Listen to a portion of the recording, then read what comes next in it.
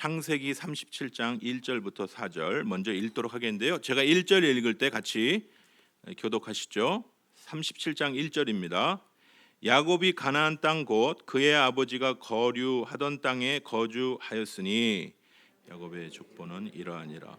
요셉이 17세의 소년으로서 그의 형들과 함께 양을 칠 때 그의 아버지의 아들 비라와 실바의 아들들과 더불어 함께 있었더니 그가 그들의 잘못을 아버지에게 말하더라.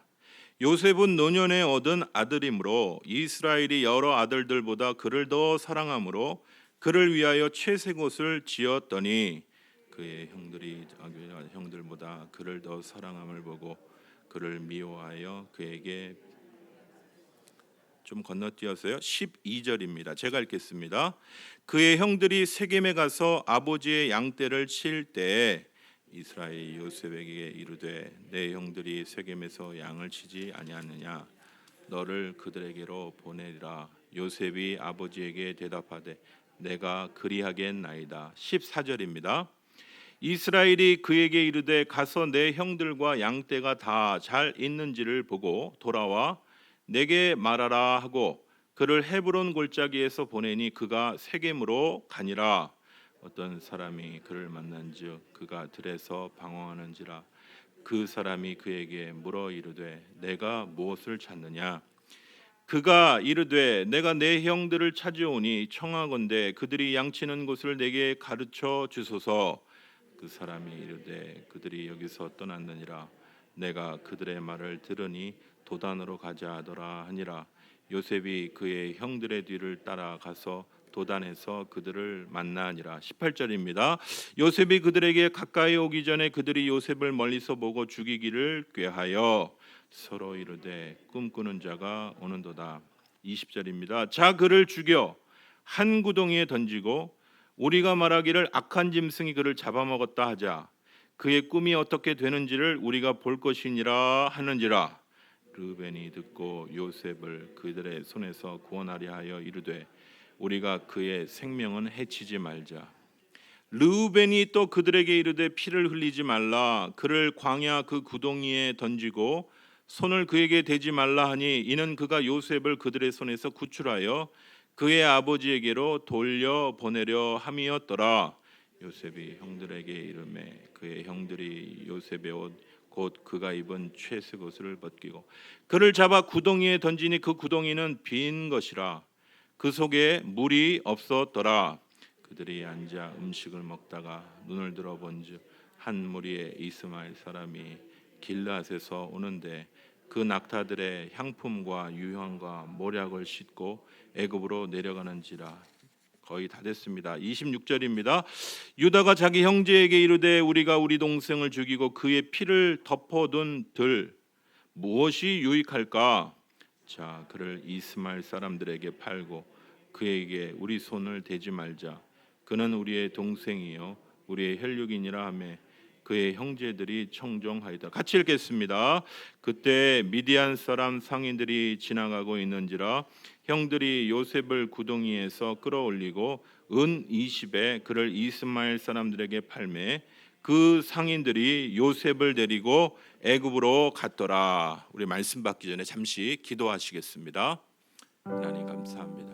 오늘도 8월 첫째 주 예배로 주님 앞에 나와 예배케 하여 주심을 감사합니다. 주님 지난 7개월의 시간을 다시 되돌아보면서 하나님 한 걸음 한 걸음 주 앞에 나오게 하여 주신 귀한 은혜를 다시 한번 감사합니다. 오늘도 아버지 오늘 이 귀한 자리 복된 자리에 불러주신 귀한 은혜를 감사합니다. 우리 한 사람 한 사람에게 오늘도 동일하게 말씀하시는 귀한 음성을 듣는 이 귀한 시간 되게 하여 주시옵소서. 참여한 모든 백성들 다시 한번 주의 놀라운 은혜를 누리고 경험하는 복된 시간 될 수 있도록 주여 함께하여 주시옵소서. 주님 감사합니다. 한 주간의 삶도 주의 은혜 가운데 붙들어 주셨다가 오늘 8월 첫 주 귀한 세 달 첫 주의 시간들을 또 주 앞에 드리게 하여 주시고 이 자리에 나와 예배케 하여 주심을 감사합니다. 우리의 삶의 고백을 받아주시고 우리의 믿음의 고백을 받아 주시옵소서.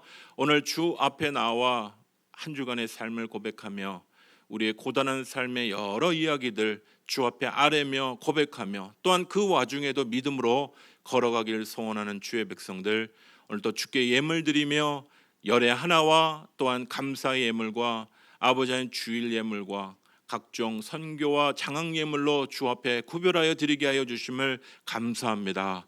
드려진 손길마다 그 사연은 다 알지 못하지만 주께서 그 사연 아버지 하나님 주께 드려진 그 믿음의 고백들을 아시오니 그 귀한 고백들이 주 앞에 합당한 귀한 고백들 될 수 있도록 그 손이 복될 수 있도록 주여 축복하여 주시옵소서. 아버지 하나님 또한 동일한 마음으로 주께 드리고자 하지만 아버지 하나님 연약하여서 또한 믿음이 연약하여서 아버지 하나님 형편이 연약하여서 드리지 못한 손길 주께서도 또 기억하시고 그의 손이 복되게 하여 주께 드리고도 남는 귀한 은혜와 축복을 더하여 주시옵소서. 오늘도 말씀을 통하여 우리에게 이끄시는 귀한 은혜를 간절히 사모합니다. 우리에게 말씀하여 주시옵소서. 감사드리고 예수 그리스도의 이름으로 기도합니다. 아멘.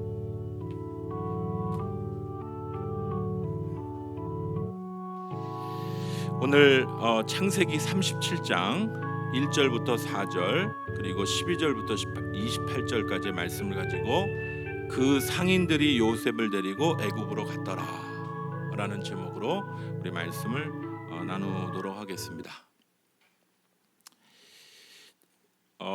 저희들 금요 기도회 시간에 저희가 이제 7월부터 시작한 공동체 성경 읽기 드라마 바이블 성경 읽기에 이제 이해를 더하기 위해서 성경을 어떻게 읽을 것인가라는 주제를 가지고 말씀을 나누고 있습니다. 그런데 우리가 이제 성경을 읽어가다 보면 성경에서 좀 이상한 부분들을 많이 발견할 때가 많습니다. 바로 왜 성경에는 특별히 이제 구약 성경에 그런 요소들이 많은데 첩을 두고 아내를 여러 명 두는 게 왜 성경에 기록돼 있지? 뭐 이런 거 읽어갈 수가 있어요. 그 밖에도요, 이 거룩한 성경이라는 책에 하나님의 말씀이라는 이 성경에 올리기에는 아주 어색한 부분들이 성경에 이곳저곳에 기록되어 있다는 사실입니다. 여러분, 노아는요 홍수 심판을 피하기 위해서 방주에서 40일 밤낮을 지냈습니다. 그런데 문제는 홍수 심판을 배에서 피하고 나서 그 가족이 피했죠. 나와서는 뭐 했죠? 술 먹고 포도주 먹고 빨개 먹고 여러분 술 먹으면 여러분 개가 되는 거 아시죠? 내가 나의 이 밑에 가라앉아 있는 욕망들이 올라오게 하는 게 술이에요. 그게 노아예요.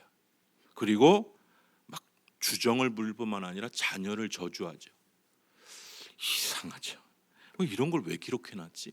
아브라함은요 몇 번에 걸쳐서 우리가 지난 금요일도 말씀드렸지만은 거짓말로 아내를 누이라고 이야기하는데 그 이유는 자기 목숨을 구하기 위해서. 이쁘니까 뺏기는데 먼저 남편을 없애고 데려와야 되지 않습니까? 그러니까 쫄짱부예요. 아브라함은 믿음의 영웅. 그런데 실상은 상당히 졸짱부인 이런 모습을 보이죠. 다윗 왕은 어떻죠? 다윗 왕은 자신의 충실한 부하 우리아의 장군의 아내 밧세바가 마음에 들었어요. 그래서 그 여인을 취하고 싶어서 전쟁터에 자기 부하를 다시 보내죠. 여러분, 이 성경이라는 거룩한 책에 등장하기에는 아주 낯설고 적절치 않은 내용들이 우리가 읽어가려고 마음을 먹으면 아주 부담스러운 내용들이 성경에서 튀어나온다는 사실이죠. 성경은 왜 전혀 현대인의 눈에 보이기에 모범되지 못하는 모범스럽지 않은 그런 인물들의 모습을 보여주는 것인가? 모범이라고 얘기하기는 오히려 얘기하기가 어렵고 오히려 문제투성이의 인물들을 오히려 보여주는 것 같은 윤리적으로도 실수가 많고 인간적으로 허물이 많은 사람들을 보여주는 것인가? 혹시 이게 성경에 특별한 어떤 의도가 있는 것은 아닌가? 우리가 성경을 읽어갈 때 우리가 지난 금요일도 잠깐 나눴지만 성경 인물을 향하여 하나님이 말씀하시고자 하는 게 무엇인지를 우리가 기억하고 성경을 읽어가야 됩니다. 무작정 읽다 보면요 오해만 쌓일 때가 있어요.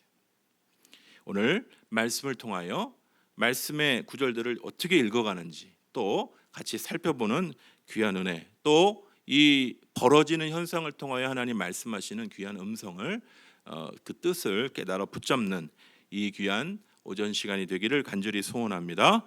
지난 시간에 이 야복 나루터에서 하나님으로부터 이스라엘이라는 이 새 이름을 받은 야곱의 이 일들을 우리가 지난 시간에 살펴봤는데요. 오늘 말씀에 보면요 기적적으로 형 에서와 화해를 이루게 됩니다. 오늘 창세기 33장 3절에서 4절 말씀을 보면요 앞에 보시면 됩니다. 자기는 그들 앞에서 나아가되 몸을 7번 땅에 굽히며 그의 형 에서에게 가까이 가니 에서가 달려와서 그를 맞이하여 목을 어긋 맞추어 그와 입 맞추고 서로 우니라. 이 놀라운 은혜와 긍휼이 야곱에게 베풀어진 것입니다. 여러분, 에서의 눈에 사랑하는 동생으로 보이기 시작한 거예요. 다시 회복되어져야 할 가족으로 보이기 시작한 것입니다. 원수도 사랑하게 되는 은혜가 그 눈에 부어진 것이. 창세기 33장 9절에서 10절 에서가 이르되 내 동생아 내게 있는 것이 족하니 내 소유는 내게 두라. 야곱이 이르되 그렇지 아니하나이다. 내가 형님의 눈앞에 은혜를 입었사오면 청하건대 내 손에서 이 예물을 받으소서. 내가 형님의 얼굴을 배운즉 하나님의 얼굴을 본 것 같사오며 형님도 나를 기뻐하심이니이다. 오늘 읽지는 않았지만 이 앞에서 이 형 에서와 이렇게 화해를 이루는 장면을 보게 됩니다. 여러분, 내가 미워하는 사람의 얼굴이 이렇게 너무 은혜로운 얼굴로 보여지는 이런 일들이 우리 사랑하는 우리 성도님들 가정 가운데 있기를 간절히 소원합니다. 이 힘들고 어려워도 여러분, 가족은 우리 힘의 근원이고 원천입니다. 그런데 남편과 아내 얼굴 보고 자식의 얼굴을 보는 게 고역이 되면 집에 돌아갈 마음이 없죠. 이 어려운 시간 함께 싸워가는 가족을 볼 때 예수님의 보혈로 우리의 눈을 깨끗게 해주셔서 은혜의 눈으로 봐야 되는 거예요. 그죠? 은혜의 눈으로 보는 은혜가 서로 주어져서 고생하는구나 이렇게 봐야지. 어휴 저 XX 이렇게 보면 안 되는 거지. 이러한 은혜의 눈이 우리 사랑하는 성도님들 가운데 부어져서 목회자도 성도를 바라볼 때 그런 눈으로 보고 우리 성도님도 저를 바라볼 때 와 목사님 오늘 좀 목욕하고 오셨나 보다 멋있다 뭐 이런 눈으로 보고 은혜의 눈으로 서로 바라보는 귀한 은혜가 있기를 간절히 소원합니다. 다시 성경으로 돌아가 보겠습니다. 이전에 잠시 말씀드렸지만 이 야곱 가정에는요 편애의 문제가 있었어요. 야곱이 더 사랑하는 아내 라헬과 그의 자녀를 더 사랑하는 문제가 있었던 것입니다. 오늘 창세기 37장으로 돌아가 보면요 37장 3절에 보면 요셉은 노년에 얻은 아들이므로 이스라엘의 여러 아들들보다 그를 더 사랑함으로 그를 위하여 채색 옷을 지었더니 오늘 말씀에 이 요셉이요 노년에 얻은 아들이라고 사랑한다고 말을 하고 있는데요 요셉은 바로 누구를 더 사랑했냐면요 라헬을 더 사랑했던 것입니다. 라헬이 낳은 아들이 요셉이에요. 그러니까 그 자식이 이뻐 보이는 거죠. 그래서일까요? 야곱은 요셉을 더 사랑했다. 그래서 채색 옷, 오늘식으로 얘기하면 때때 옷을 입힌 거예요. 여러분 예전에 보면요, 저희 예전에도 보면 1980년, 90년대에도 동네에 이렇게 꾀재재한, 저도 생각해 보면 굉장히 꾀재재했어요. 꾀재재한 애들이 막 노는데 동네에 귀티 난 때때 옷 입고 있는 애가 한 명 딱 옵니다. 근데 걔는요 중간에 꼭 부모가 불러가요. 얘 누구야? 빨리 들어와. 너 밥 먹어. 다른 애들은 부르는 부모가 거의 없어요. 놀든지 말든지 아무 때나 들어오든지 참 이상한 상황이죠. 우리 대부분은 그냥 시궁창에 그냥 아무렇게나 놀아도 신경 안 써. 걔는 때때옷 입고 빨리 들어오라지. 쟤는 태어날 때부터 금태 두르고 태어났나. 이제 그런 생각이 들죠. 이 요셉이 이런 귀한 대접을 받는 이유는 바로 이 야곱의 편에 누굴 더 사랑하는 거, 특별히 라헬. 그러니까 라헬 때문에 요셉을 사랑해요. 나중엔 베냐민. 계속 편의 문제가 있어요. 야곱의 편의 때문에 여러분 가족 분위기가 어땠을까요? 여러분 잘 아시죠? 우리 예전 세대는 자녀를 많이 낳기 때문에 편의 문제가 되게 많았어요. 37장 4절 5절 보면요, 그의 형들이 아버지가 형들보다 그를 더 사랑함을 보고 그를 미워하여 그에게 편안하게 말할 수 없었더라. 요셉이 꿈을 꾸고 자기 형들에게 말하며 그들이 그를 더욱 미워하였더라. 그런데 이게 잘난 척하는 것도 유분수지 이게 미운 짓만 골라하는 느낌들이 보이죠. 저는 약간 요셉이 어렸을 때 상당히 철없는, 그냥 뭣도 모르고 자꾸 형들한테 미움받을 짓만 하는 동생처럼 보입니다. 이 요셉이 특별히 꿈을 꿨어요. 꿈을 꿨는데 자신의 곡식단에 해와 달과 11별이 자기에게 절한다, 뭐 이런 꿈을 얘기하고 다니니까 형들로부터 더 미워함을 받게 되는 것입니다. 여러분, 이 갈등이 나중에는 이 요셉의 형들에게 해서는 안 될 엄청난 행동으로 이어지게 됩니다. 금요 기도회 때 우리가 성경을 어떻게 읽을 것인가, 이 내용에서도 우리가 이 부분을 좀 나눴습니다. 우리가 어떤 이야기를 쭉 볼 때 이야기의 배경, 이야기의 인물들을 좀 깊이 좀 알면 이게 흐름이 지금 어떻게 가고 있구나, 조금 더 성경도 이야기란 측면에서 더 깊게 이해할 수 있다, 그런 얘기를 드렸는데, 이 이야기 속에는요 인물들의 갈등이 이제 서서히 끌어오르게 돼 있어요. 모든 게 그래요. 여러분 보시는 드라마 생각해 보세요. 어떤 인물들이 등장하고 인물들이 갈등을 일으킬 거예요. 주인공과 주변 인물이 갈등을 일으킬 거예요. 서서히 끌어오르며 사람들이 다음 뭐지? 이게 갈등이 끌어오르는 장면이에요.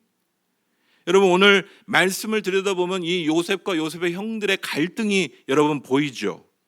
이게 이제 일반적인 이야기 구조 속에서 성경이 진행되고 있다는 뜻입니다. 바로 요셉과 요셉의 형들의 갈등, 그리고 야곱의 편에는 어떤 결과로 나타날 것인가, 이야기의 구조예요.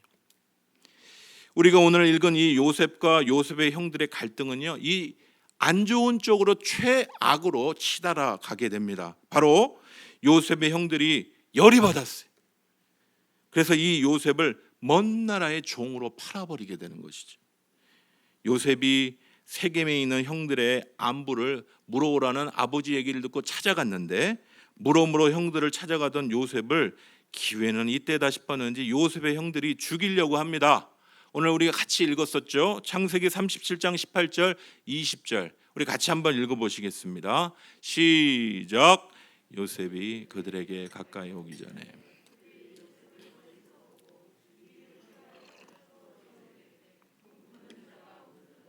자, 그를 죽여 한 구덩이에 던지고 우리가 말하기를 악한 짐승이 그를 잡아먹었다 하자.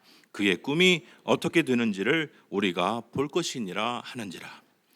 여러분 세상이 참 악하다 해도요, 이 형제들이 아무리 미워도 막내 동생을 죽이자고 모의하는 이런 이야기를 보면 이 성경의 이야기가 꼭 세상에서 벌어지는 이야기랑 다를 때, 요즘에 뉴스 보기 싫은 마음이 그거와 똑같지 않습니까? 맨날 악한 이야기, 듣기 싫은 이야기들이 정치권, 가정, 그래서 뉴스 보기 싫은 거 아니에요?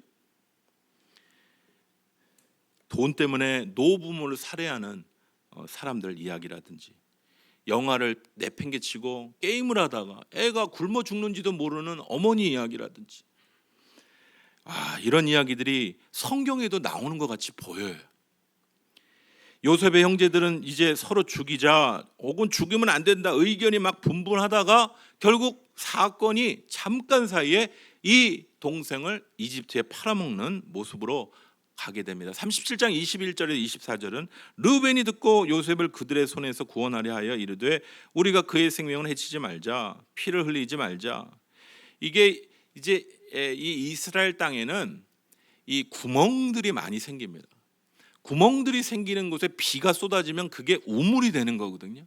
아까 말씀에서 읽다 보면 그 구멍에 물은 없다 이렇게 얘기했습니다. 그러니까 물에 빠뜨려 죽일 수도 있었어요. 근데 물은 없었어요. 건기 때니까.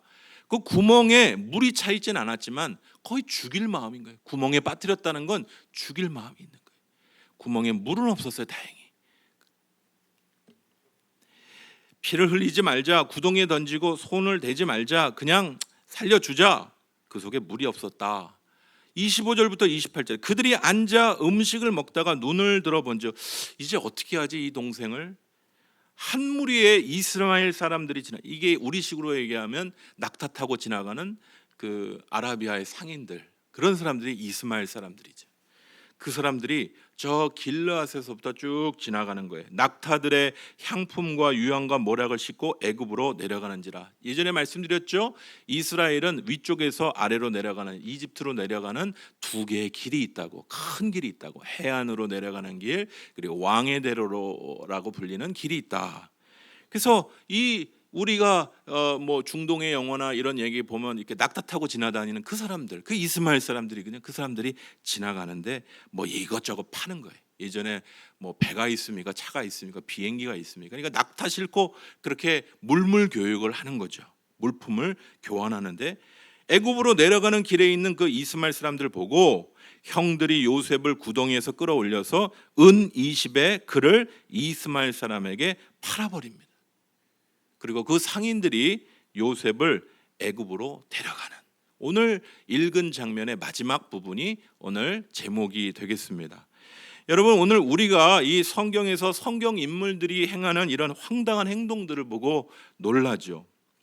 오늘 한 주간 여러분 악하게 아무리 살았다 할지라도 이런 행동들을 이번 주에 하신 분들은 한 분도 안 계시죠.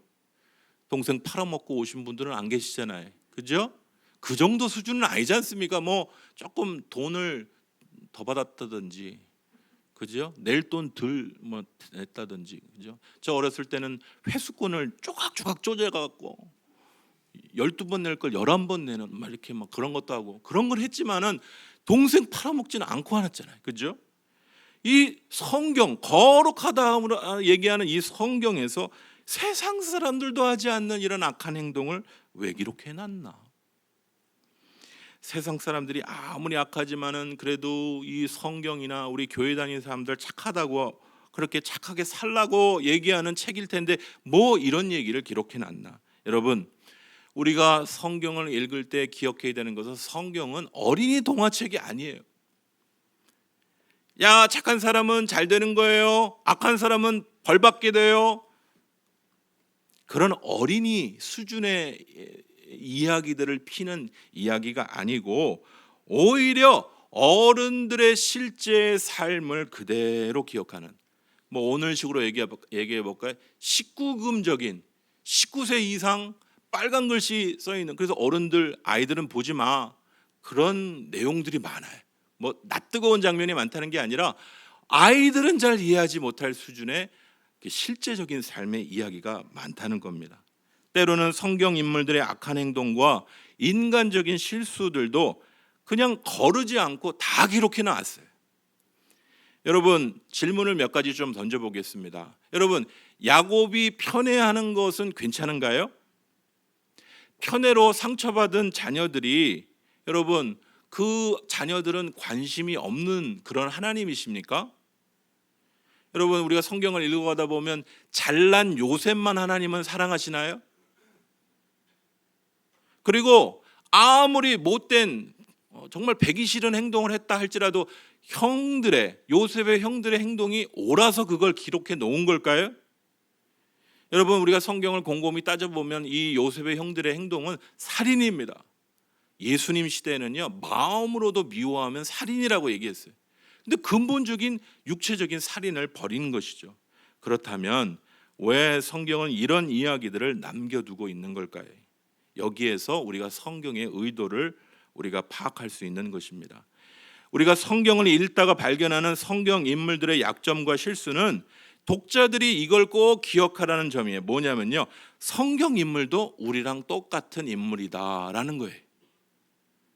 믿음의 영웅 아브라함, 앞에서 좀 말씀드렸죠. 거짓말하죠. 쫄장부와 같이. 다윗 왕 간통을 저지르고 그 부하를 뒤에서 처치하는. 여러분, 성경은 일종의 거울입니다. 거울. 우리를 비춰주는, 우리의 내면을 비춰주는 거울입니다. 성경 인물이 죄짓고 거짓말하고 동생 팔아먹는 그 행동을 볼 때 그 욕할 것, 야, 성경 인물도 똑같네, 그게 아니고 성경 인물이 행동하는 그 행동을 내가 똑같이 기회만 주어지지 않았을 뿐이지 내 안에 그런 죄성이 있는 것들을 발견하는 거울인 거예요. 여러분, 다윗을 생각해 볼까요? 나도 그런 권력이 없었으니, 기회가 주어지지 않았으니 못할 뿐이지, 서울시장 하는데 권력이 주어졌는데 비서 이쁜 사람 데려다 놓고 싶지 않겠습니까? 저도 이왕이면 다홍치마 이쁜 비서 두겠어요. 근데 유혹이 늘 오겠죠. 기회가 주어지지 않았을 뿐이지 내 안에도 다윗과 같은 은밀한 욕망이 있는 걸 보게 되는 거예요. 다윗만 그게 아니네. 내 안에도 그 욕망이 있네. 돈이 없을 뿐이지, 권력이 없을 뿐이지. 성경은 거울입니다. 거울을 보고 이 못된, 이게 아니고 성경에 있는 인물의 그 내면의 욕망을 보는 거예요. 이 나도 요셉같이 잘난 척하는 동생이 있으면 어떻게 하고 싶어요? 죽여버리고 싶은 거죠. 여긴 다 착하신 분들이라 안 그런 것처럼 다 이러고 쳐다보시는데, 진짜 그런 동생 하나 있으면 죽여버리고 싶은 거죠. 없애버리고 싶은 거죠. 그게 우리의 내면의 모습이에요. 성경은 우리를 비춰주는 거울입니다. 성경을 읽어가시면서 왜 이런 기록을 해놨지? 좀 차별화된, 조금 좋은 내용 기록해놓은. 성경은요, 거울이에요, 거울. 그러니까 성경을 들여다보시고 인물들의 잘잘못, 실수, 연약함, 그들의 은밀한 욕망 보시면서 내 안엔 그거 없나? 거울을 비춰보시는 주의 귀한 성도들 되시기를 간절히 소원합니다. 우리에게 거울로 주신 것이지 따라하라고 주신 게 아니에요. 그게 성경을 읽어가는 방식입니다. 또 하나 우리가 기억해야 될 한 가지는요, 성경 인물의 이 잘잘못, 우리 요셉의 형들이 이 악행을 저지르는 이런 행동들 옳아서 기억한 게 아니고 그 결과가 어떤 일들로 연결되는지, 이야기가 어떻게 흘러가는지를 꼭 주목해서 보셔야 합니다. 여러분, 요셉이 형들의 미움을 받아 어디로 팔려가죠? 이집트, 애굽으로 팔려갑니다. 그러면 이제 이집트로 팔려간 이 요셉의 일생은 어떻게 되겠습니까? 어둡고 기구한 인생이 펼쳐지겠죠. 그죠? 완전히 뒤집힌 인생이 펼쳐지겠죠. 그런데 이 이야기 속에서 이 인물들의 어두운 모습들, 혹은 어떤 인물이 처박히는 어떤 갈등의 일들이 나타나는 그 뒤에 보이지 않는 거대한 주인공이 나타나기 시작해요. 그게 바로 하나님이 나타나시는 모습이 성경의 이야기에 곳곳에 나타납니다. 여러분, 이 요셉이 팔려가는 이 장면 속에서 주인공이 앞에서 벌어지는 형들과 요셉인 것처럼 보이지만 그 뒤에 하나님의 거대한 손길이 이 요셉을 이집트로 옮기고 있는 거대한 그림이 보이기 시작하는 거죠. 이게 성경을 읽는 관점입니다. 이걸 놓치시면 안 돼요. 진짜 주인공이 누구시라고요? 하나님. 이 모든 상황 가운데 하나님의 큰 그림이 이루어지고 있는 것입니다. 여러분, 애굽에 이 요셉을 판 것은 이 요셉의 형들이지만 애굽으로 보내신 것은 하나님이 보내신 거예요. 이 이야기를 놓치시면 안 돼요. 그 사건만 보시면 이거 어떻게 되나? 이거 엉망이 되는 거 아닌가? 그런데 한 발 둘러서 보면 그 모든 일들의 큰 밑그림을 또한 움직여 가시는 분은 하나님이시라는 진짜 주인공이 이 역사의 이 모든 이야기를 이끌어 가심을 성경을 통해 보게 되는 것이죠. 저는 이 질문이 참 중요하다고 생각해요. 만약 요셉이 안 팔려갔다면 어떻게 됐을까요? 요셉은 야곱에게 사랑받는 아들이었을 거예요. 그러나 평생 그 독자니까 어디 내보내지도 않고 그냥 아버지 품에 그렇게 살았을 것입니다. 요셉이 후에 이집트에서 많은 사건을 통해서 그가 어떻게 될지 우리가 뒤에 이야기들 잘 알고 있지만 그런 요셉은 기대할 수 없는 거예요. 이해하시겠습니까? 그래 고생 안 겪는 게 더 좋은 걸 수도 있죠. 그러나 하나님의 큰 그림 안에 요셉이 이집트로 끌려가는 것이 하나님의 뜻 안에 있었다는 게 바로 그런 뜻이란 거예요. 이것이 성경을 보는 이 중요한 방식인 것입니다. 화면에 펼쳐지는 인물들의 잘잘못, 그들의 어두운 행동들만 주목하지 마시고 이 이야기를 이끌어 가시는 하나님이 어떻게 이 이야기를 뒤집어 엎으시는지, 이게 꼭 성경을 읽어가면서 꼭 기억해야 될 방식이고요. 하나님께서 어떠한 은혜로 정말 부족하고 연약한 사람들을 사용하시고 그의 놀라우신 인내하심으로 그들을 붙잡는지를 보아야 하는 것입니다. 오늘 제가 찬양 동영상 하나를 이제 방송실에 부탁 좀 드려놨는데요. 이 찬양 동영상의 그림에 나오는 배경 이야기가 오늘 제가 잠깐 소개드릴 한 분의 간증입니다. 오늘 찬양 동영상 잠깐 몇 분 안 되는데 잠깐 보시고 다음 이야기 진행하도록 하겠습니다. 준비되셨나요? 네, 좀 틀어주시죠. 이 영상에 나오는 그 그림들을 좀 주목하시면서 찬양 들으시면 좋겠어요.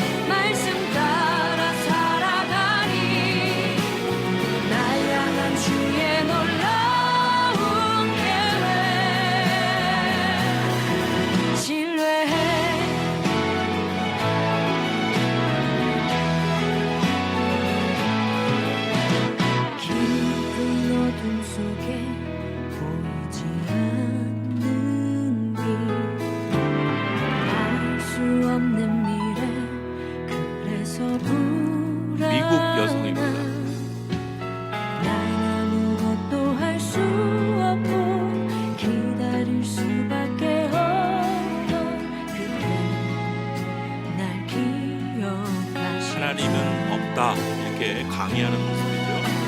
새로운 시대는 아직 오지 않고 시위에 도치는 지금 이곳에서 주가 일으키신 바람 온 세상 잠잠케 하는 주의 시간을 기다리네.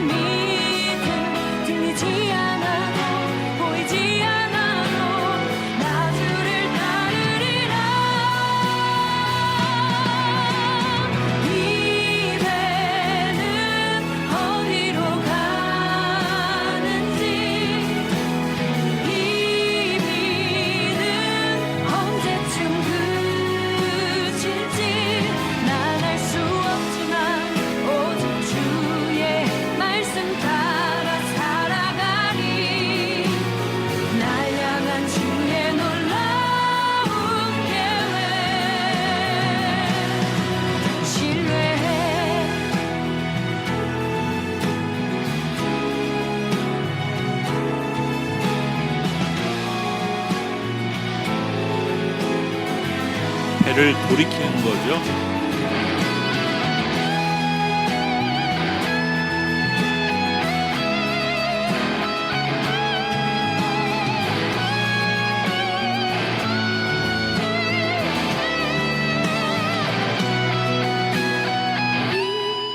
이제는 어디로 가는지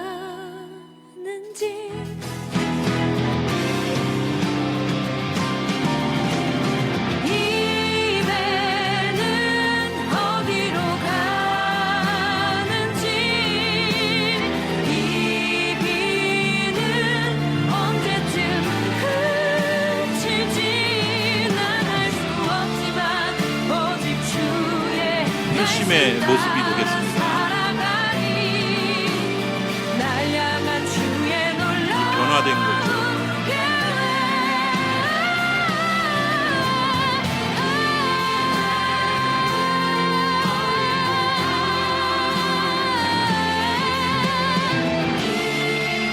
하나님 없이는 진리가 없다. 강단에서 외치기 시작합니다. 난 알 수 없지만 오직 주의 말씀 따라 살아가니 날 향한 주의 놀라운 계획 신뢰해 그렇게 회심한 이후에 자기에게 남은 것이 신뢰해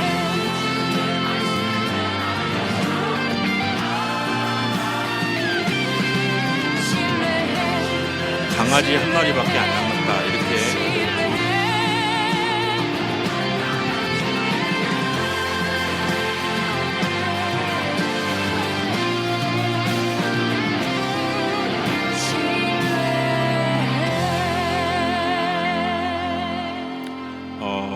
이 조금 그 실제 삶은 이 나온 동영상하고는 조금 차이가 있더라고요. 제가 책을 읽어보니까 오늘 찬양 동영상의 이 배경이 된 이 로자리아 버터필드라는 이 페미니스트 레즈비언이신 분인데요. 미국 대학의 여성 영문학 교수였어요. 여러분, 페미니스트고 레즈비언이라는 얘기가 무슨 뜻인지 아십니까? 아까 남성이 안 보이죠? 여성과 같이 동거를 했어요. 그러니까 레즈비언인 거예요. 여러분, 이게 미국 대학의 상황이 지금 어떤지를 여러분 잘 가늠을 하셔야 돼요. 미국 대학가뿐만 아니라 요즘 우리 한국 대학가도 지금 페미니스트들이 대세죠. 미투 운동 뭐 이런 거요. 남녀 구분 이런 건 전통적인 구분이라고 얘기하는 것이죠. 성적 정체성을 다르게 정의하고 결혼을 다르게 정의합니다. 이게 이제 대학가, 미국 대학가의 모습입니다. 이러한 페미니스트고 레즈비언이었던 이 한 영문학 교수가요, 이 한 성적 순결을 주장하는 한 단체의 목사님하고 우연한 기회에 성경 공부를 하게 됩니다. 처음에 그 목사님을 만났던 이유는 솔직히 이 목사님의 성적 순결을 주장하는 그 논리를 깨기 위해서 성경 공부를 시작했다고 해요. 그 진부한 남녀 결혼 뭐 이런 이야기를 깨려고. 페미니스트들 무서워요. 그 논리를 깨기 위해서 성경 공부를 시작했는데 이 성경 공부를 통해서 이 목사님이 참 정죄하지 않으시고 그분을 말씀 가운데서 참 지혜롭게 잘 성경 공부를 하게 됩니다. 이렇게 말씀을 계속 몇 년 동안 같이 성경 공부를 해 가다가 이 로자리아 버터필드라고 하시는 이분이 이 성경 안에서 자신의 죄성을 발견하게 되는 거죠.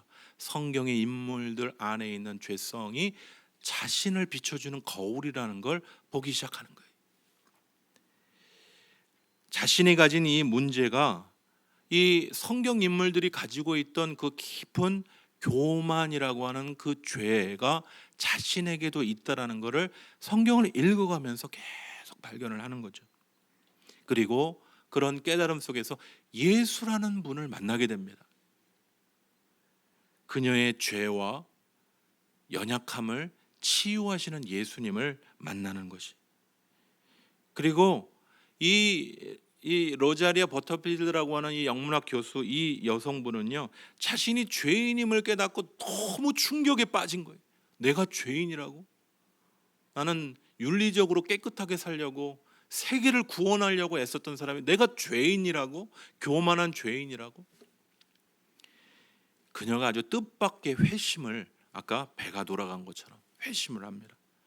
말씀 안에서 발견한 예수 그리스도로 인해서 더 이상, 여러분, 회심은요 죄와 같이 살 수 없는 거예요.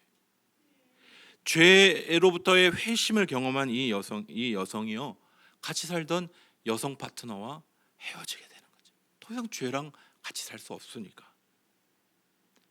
그리고 대학 강단에서도 예전에는 뭐 기독교 깨부시는 이런 논리를 가르쳤다면, 그런 공동체를 돕는 사람이었다면, 이제는 하나님 밖에서는 진리가 없다, 예수 그리스도 밖에서는 진리가 없다, 강단에서 이제 외치는 분이 되었는데요. 신입생 행사에서 그런 이야기들을 했다가 난리가 난 거예요. 이 여성이 속해 있던 게이와 레즈비언 커뮤니티에서 자기네들도 발각될까 봐 난리가 났어요. 그리고 따돌림과 뭐 여러 비난을 받게 됩니다.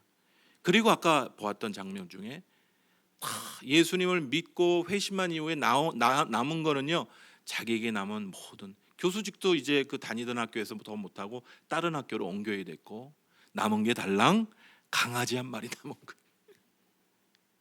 하지만 이 여성이요, 주님과 함께 그 이후, 회심한 이후에 주님과 함께 걷는 여정이 시작되는데 거기서 멈추지 않습니다. 이 여성은요, 어려움 가운데 여러 혼란이 있었습니다. 이제 제가 교회 이제 읽으실 분, 관심 있는 분들을 위해서 책을 사놨으니까 뒤에 읽으실 분들은 좀 읽어보시면 좋겠다. 그래서 책을 샀습니다. 한 주간 제가 읽어봤는데 거기서 멈추지 않아요. 이 여성이 혼란이 있어요. 좀 혼란이 있지만 나중에는 목사님의 사모님이 되셨어요. 홈스쿨을 하는, 자녀를 낳지는 않으셨는데 그 외에 여러 자녀들을 데리고 와서 홈스쿨을 하시는 이 아름다운 가정의 어머니가 되었습니다. 할렐루야. 하나님은 오늘도 살아계신 줄 믿습니다. 놀라운 이야기. 제가 저 배경이 되는 이야기를 듣고 하나님 아직도 살아계시는구나. 사랑하는 성도들, 오늘 저는 아까도 잠깐 소개해드렸지만 이 책을 한 주간 읽으면서 여러 생각들을 많이 했습니다. 여러분, 요즘에 이제 젠더 교육이라고 하는데요, 최근에 공립학교에서도 기독교 세계관과 정면으로 배치되는, 그러니까 여기 교회에 나와 있는 젊은 학생들과 젊은이들은 젠더 교육들을 조금 받은 세대들이에요. 그래서 교회 와서는 창조론을 배우고 남성 여성을 배우지만 학교에서는 조용히 성 정체성에 대해서, 그거는 교회에서만 하는 이야기인 거예요. 이제는요, 성소수자의 정체성, 이런 이야기들을 배워야 합니다. 이게 하나님의 말씀에 위배되는 것임에도 불구하고 그냥 배워요, 학교에서. 여러분, 차별금지법들이 중요한 이유가 바로 여기 있어요. 그게 시행이 되면 더 이상 학교에서 성소수자의 관점에서만 그걸 배워야 하지, 전통적인 관점은 이상한 거예요. 여러분, 제가 이번 주에 교회 사무실에 좀 비치해 놨는데 이제 분당의 한 교회에서 분당 우리 교회라는 교회에서 성윤리 연구소라는 걸 만들어서 교과서를 만들었어요. 여러분, 어른들이 생각하는 성윤리를 아이들은 이해를 못합니다. 내 주변에 동성애자들이 너무 많아요. 그런 애들이 너무 많아요. 이해가 잘 안 되시죠? 주변에 동성애자들이 굉장히 많은 가운데 있어요. 그건 어렸을 때부터 변할 수 없는 성적인 정체성이라 생각하는 사람들이 굉장히 많습니다. 여러분의 자녀가 어느 날 남자인데 여자가 되겠다는 아이들이 나올 수 있어요. 지금 남 얘기가 아니에요. 여자인데 남자가 되겠다는 아이가 나옵니다. 먼 일이 아닙니다. 지금 벌어지고 있어요. 여러분, 아름다운 성에 대해서, 하나님이 주신 남녀의 아름다운 성에 대해서 여러분 관심 갖고 자녀들 교육 한 권씩 좀 사줬으면 좋겠어요. 그거 뭐 9,000원 정도 하던데, 남자아이면 남자아이, 여자아이면 어릴 때부터 좀 많이 좀 교육을 시키시면 좋겠어요. 그리고 저는 이제 오늘 이분의 간증을 좀 보면서 뭘 느꼈냐면요, 하나님께서 우리 죄와 실수, 과오를, 이 연약함들을 다루시는 이 방법들에 대해서 좀 보게 되었습니다. 여러분, 이 오늘 이제 그 문제의 심각성들을 좀 이해하시는지는 잘 모르겠지만 이 밖에는요 난립니다. 지금 게이와 레즈비언 이야기를, 교회가 그들을 받아들여야 되냐 말아야 되냐, 이 못된 놈들 이렇게 엄청나게 지금 싸우는 와중에 있는데, 여러분 이 사람들도 주님께서 자녀로 부르시는 거예요. 성 정체성의 연약함들이 있지만은 다 죄인된 사람들이죠. 우리와 똑같은 죄인인 거예요. 이 변해가는 21세기에 우리 주변에 죽어가는 많은 영혼들이 있는데요, 우리가 예수님을 전하는 일에 다시 한번 기억하고 우리 주변에 어떠한 고난 가운데 있는지를 우리가 볼 수 있는 눈들이 열려야 할 줄 믿습니다. 특별히 하나님께서 성경 인물을 다루시는 이 방법들을 보면서 하나님께서는 우리의 죄, 우리 안에 있는 실수, 우리의 연약함도 다루신다는 사실이에요. 우리의 죄를 다루시고 우리를 부르십니다. 죄의 길에서 돌이키라, 십자가 앞으로 나오라, 주님이 말씀하십니다. 죄악과 완악함에서 우리의 야복강으로 가서 주님 앞에 회개하고 돌이키라, 주님이 말씀하십니다. 말씀으로 우리를 새롭게 하십니다. 진리로 우리를 새롭게 하십니다. 새로운 생명으로 우리를 새롭게 빚으시는 줄 믿습니다. 여러분, 이분이 레즈비언의 이 영문학 교수이신 이분이 어떻게 그 성적인 레즈비언의 모습에서 기독교인 여성의 모습으로 거듭, 그게 하나님이 만드신 원래의 모습 아니겠습니까? 만드신 분이 바꾸시겠다는데 누가 못합니까? 주님이 바꾸시는 줄 믿습니다. 오늘 그러한 세대까지도 하나님이 새롭게 하시는 거예요. 정죄하지만 말고 그들이 예수 앞에 돌아올 수 있도록, 그냥 뭐 받자 뭐 이런 얘기하지 말고 예수 안에 회복돼야 될 죄인으로, 우리와 똑같은 죄인으로 따뜻하게 좀 받아줘야 되는 것이죠.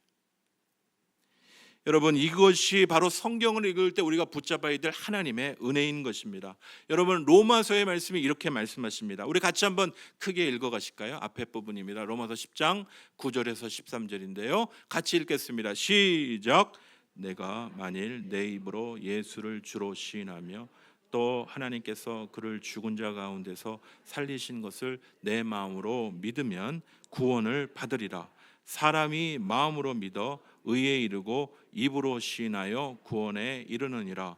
성경에 이르되 누구든지 그를 믿는 자는 부끄러움을 당하지 아니하리라 하니 유대인이나 헬라인이나 차별이 없음이라. 누구든지 주의 이름을 부르는 자는 구원을 받으리라. 더 큰 죄인은 없는 거예요. 우리와 똑같은 죄인입니다.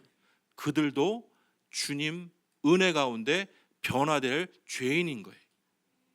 정죄하되 나보다 이태원에 있는 그 더러운 것들, 똑같은 죄인인 거예요. 우리와 똑같아. 성경은 우리의 노력으로 우리가 변화될 수 없다고 못 박아 말합니다. 노력으로 구원에 이를 수 없다고 말합니다. 예수 그리스도를 믿음으로 얻는 의로 우리가 새로워질 수 있다.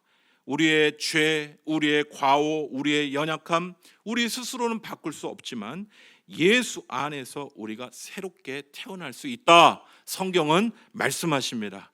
그를 믿는 자는 모두 깨끗하다. 예수 안에 깨끗하다 말씀하십니다. 그것이 예수 그리스도 안에 주어지는 놀라운 하나님의 은혜인 것이, 오늘 성경 인물들과 같이 이 연약한 모습을 가진 우리의 모습, 예수님께서 깨끗게 하심을 붙잡고 의지하시고, 우리 주님께서 우리를 창세전에 만드셨던 그 아름다운 형상으로 만드시고 변화시켜 주시는 그 놀라운 은혜를 누리고 붙잡는, 예수 안에 그 놀라운 은혜를 누리고 붙잡으실 수 있는 주의 귀한 성도들 되시기를 간절히 소원합니다. 말씀을 마치도록 하겠습니다. 마태복음 13장 22절에 33절에 보면 예수님의 제자들이요 성령 충만해서 말씀을 증거하고 오병이어의 기적을 이 앞부분에서 경험합니다. 그런데 말씀을 전하러 가는 그 길 가운데 풍랑이는 바다에 몸을 가둘 수 없는 그런 혼란에 빠지게 됩니다. 22절부터 26절에 보면 예수께서 즉시 제자들을 재촉하사 배를 타고 앞서 건너편으로 가게 하시고 무리를 보내신 후에 기도하러 따로 산에 올라가시니라. 배가 이미 육지에서 술이나 떠나서 바람이 거슬림으로 물결로 말미암아 고난을 당하더라. 말씀 전하러 가는데 여러분 갑자기 이 복음 전하러 가는 이 제자들의 발걸음 앞에 이 물결이 일어나서 고난을 당하고 어려움을 당하고 죽게 된 그런 상황 가운데 있게 된 것이, 밤 사경에 예수께서 바다 위로 걸어서 제자들에게 오시니 제자들이 그가 바다 위로 걸어오심을 보고 놀라 유령이라 하며 무서워하여 소리 지르거늘. 여러분 우리가 세상을 의지하고 살면요 몸과 마음이 편안해질 수 있어요. 야곱처럼 열심히 노력하면요 세상에서 성공할 수 있고 어찌 보면 더 편안하고 안락하게 살 수 있습니다. 오직 자기 자신만을 위해서 살면 말이에요. 그러나 하나님의 자녀는 그렇게 부르심 바 되지 않았어요.